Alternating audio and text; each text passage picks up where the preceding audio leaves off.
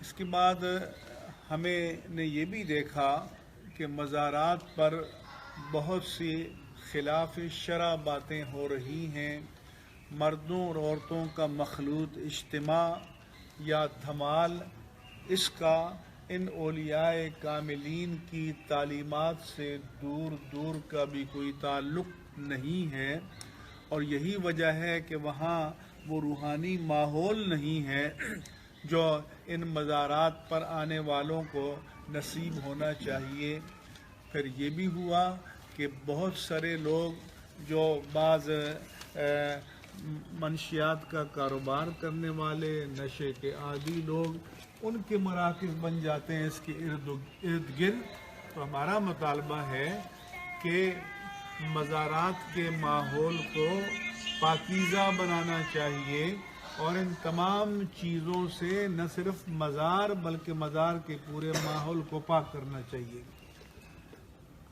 نہ تو مردوں اور عورتوں کے مخلوط اجتماع کی گنجائش ہے، نہ کسی دھمال کی گنجائش ہے. وہاں تو درس و تدریس ہونی چاہیے، واعظ و تذکیر ہونی چاہیے، دینی تربیت کا انتظام ہونا چاہیے. وہاں ہر وقت تلاوت قرآن، اذکاروں، تسبیحات و درود کا ماحول ہونا چاہیے، لیکن ایسی کوئی علامات وہاں پر نظر نہیں آ رہی. ہم وہاں پریس سے گفتگو کر رہے تھے تو گھنٹیاں بج رہی تھیں.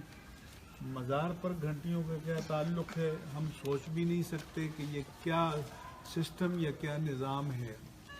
اس لیے اس تمام جو پاکستان میں اہل سنت و جماعت کے اکابر اولیاء کاملین کے مزارات ہیں، ان کو شریعت کی تعلیمات کے مطابق ہونا چاہیے، اور کوئی بھی خلاف شرع حرکت یا ایکٹیویٹی یا چیزیں وہاں پر نہیں ہونی چاہیے.